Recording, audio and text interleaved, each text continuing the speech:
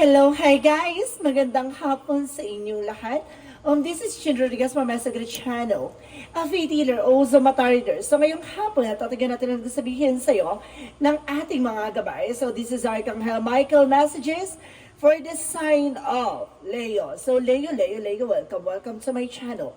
Ano kayong messages, advices ng Spirit Guides ang ating masasaga for today's video? Kanino kayang energy or kaganapan sa buhay ng mga Leo signs ang ating mga hagilap? So guys, this reading is a general reading lamang, hindi lahat makaka-resonate.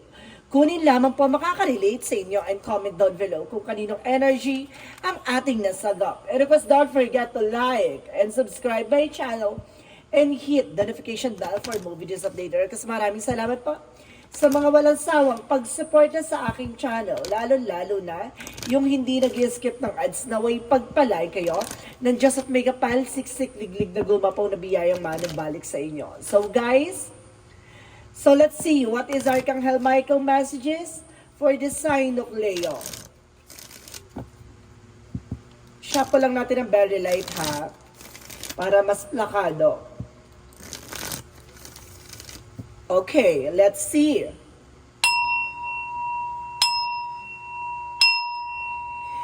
Angel Spirit messages, give information po ako anong gusto sabihin sa iyo ng ating Archangel Michael. Messages. So there's an information dito na sinasabi ng ating baraha, you created this situation and you have the power to change it, no? Ikaw ang naglagay sa sitwasyon mo, ikaw din makakagawa ng paraan para makaalis dyan, no? Kumbaga, nandiyan ka sa sitwasyon mo dahil ikaw din yung gumawa ng way, kaya nandiyan ka, no? Kumbaga, it's either naging abuso ka sa kung ano man na meron ka, or either hindi mo muna pinag-isipan kung yung mga bagay-bagay, or either, kumbaga nagsumikap ka para napunta ka dyan sa rulok ng tagumpay, no? Kung nasa tagumpay ka na. Because there is a be gentle with yourself. So see, wag mo masyado pina-pressure yung sarili mo, no?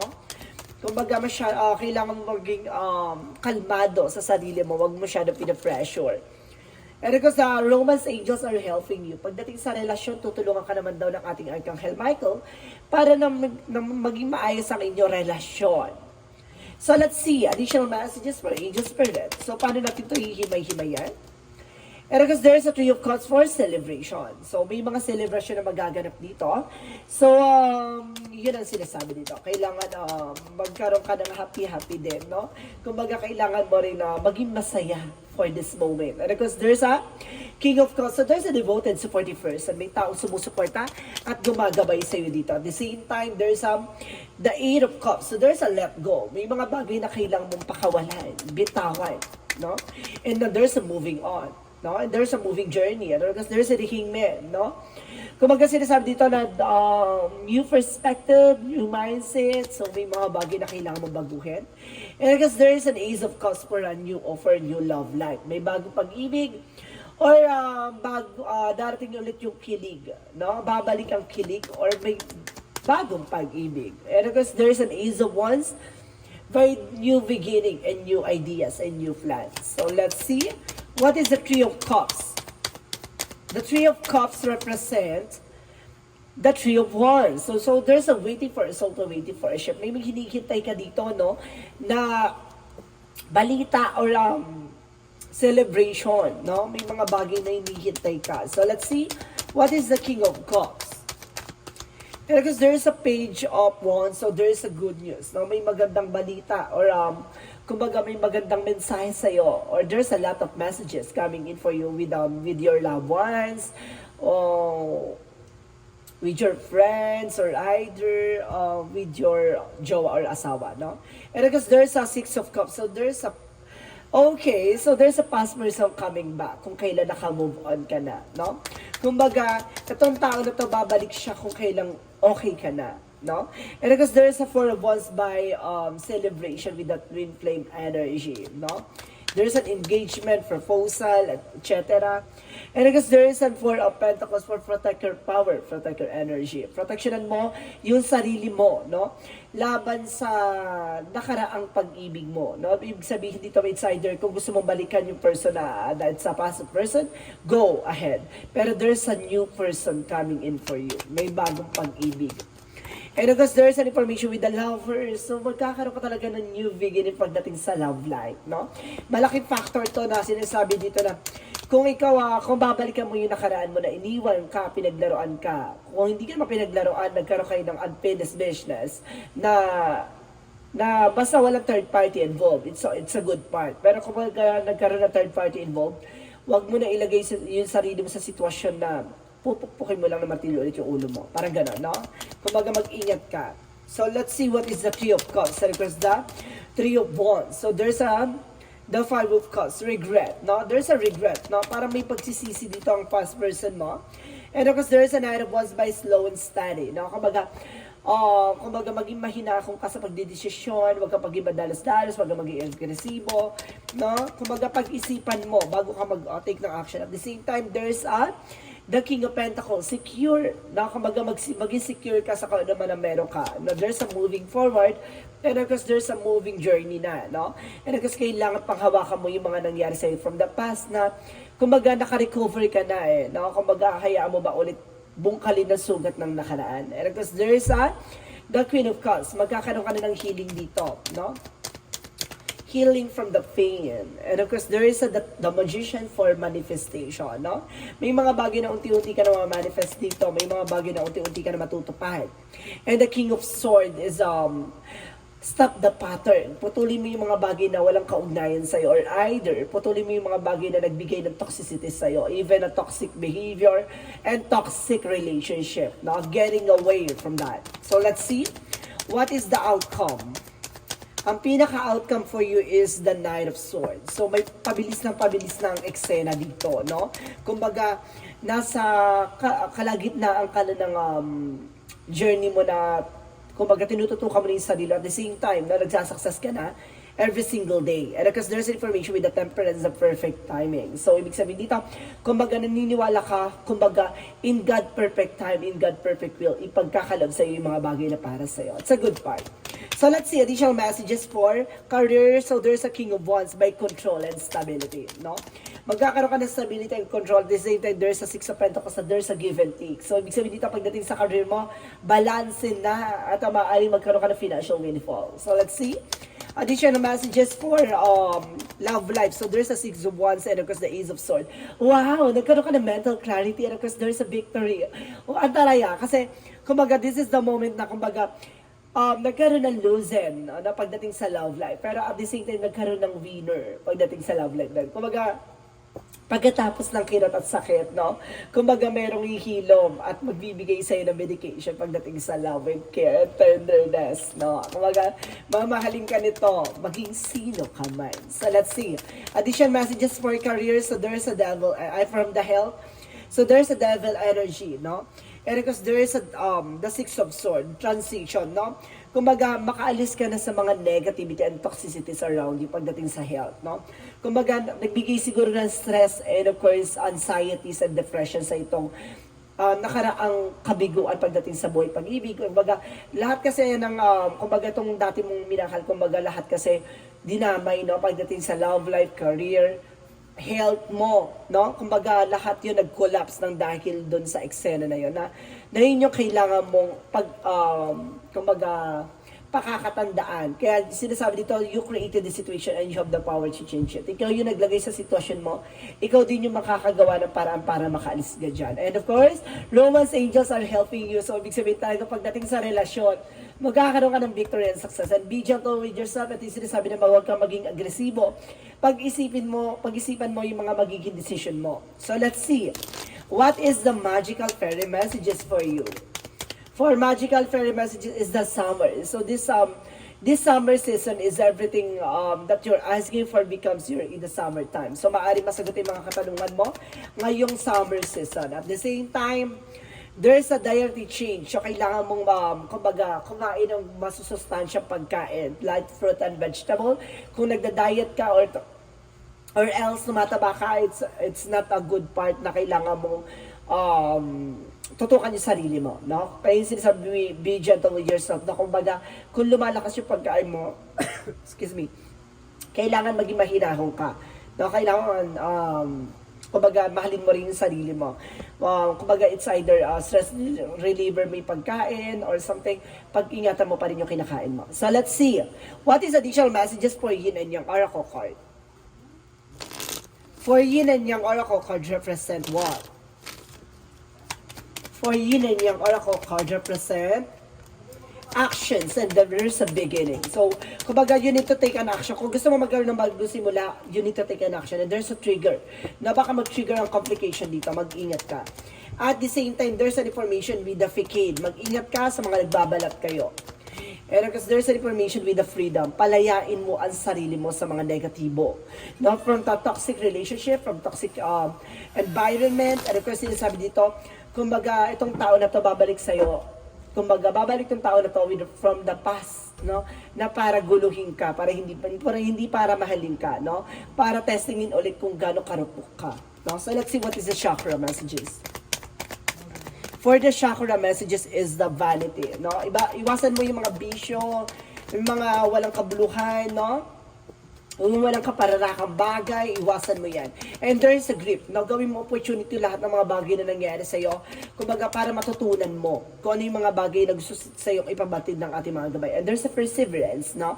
Kailangan mo magtiyaga. Kung ano man ang meron ka, pagtiyagaan mo. Huwag ka masyadong abusado sa kung ano man ang meron ka. No? Pagtiyaga.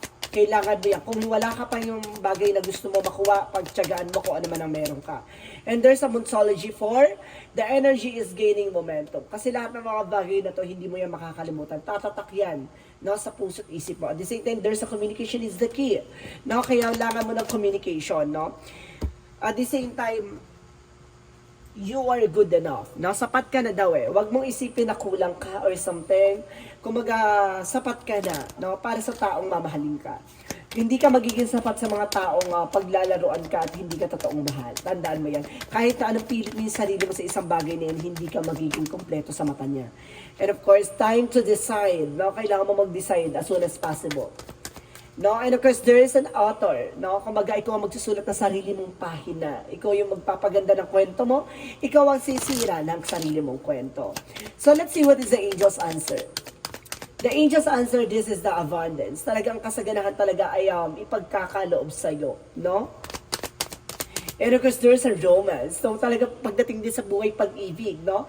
Hindi ka pinababayaan ng ating mga gabay na maaaring bigyan ka ng extra kilig at extra love and care and tenderness. And there's a remain positive. So maging positibo ka sa lahat ng mga nangyayari sa'yo, no?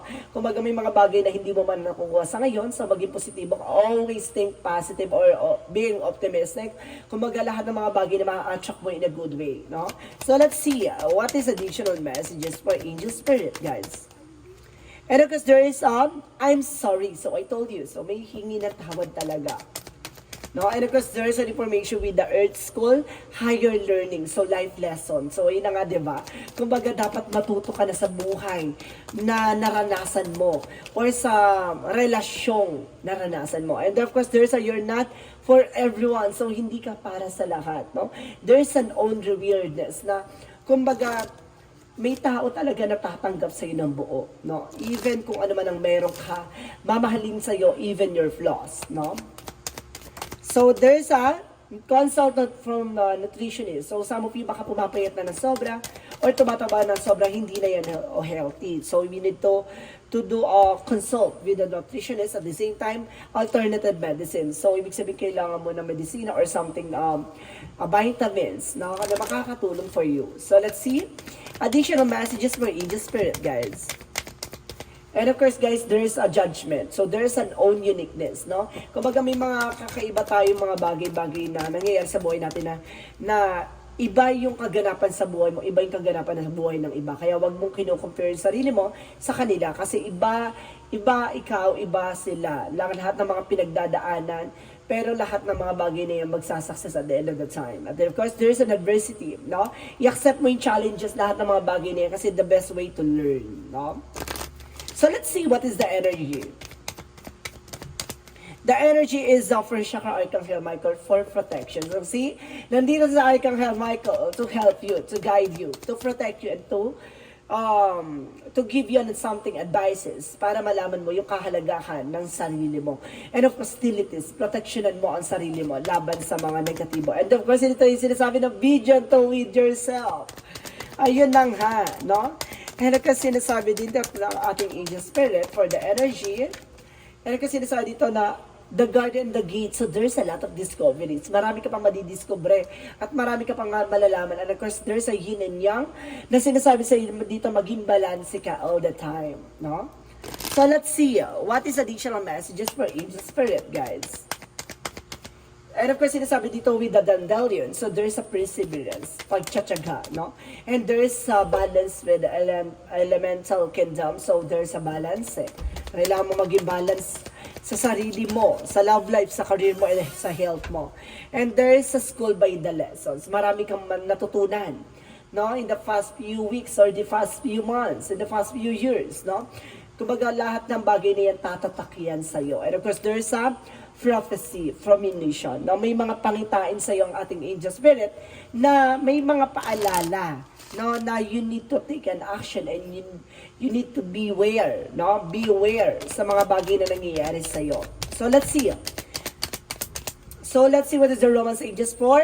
Forgiving and learning. So ito ngayon sinasabi na pagpapatawad at di ba, kumbaga natutunan mo, no? Parang kumbaga dapat tanggapin kung ano man yung mga bagay na nangyari, natutunan mo, naranasan mo, and there's a deception. Mag-ingat ka lang kasi someone is wearing a false mask in this relationship. I told you, no, baga itong tao na to babalik to para lokohin ka. Hindi para mahalin ka. Ha, kung baga itong tao na to babalik to para linlangin ka at para saktan ka ulit. Kung titignan kung gaano kanipis ang pagkamarupok mo. No? So let's see. What is the Jesus loving quotes, no?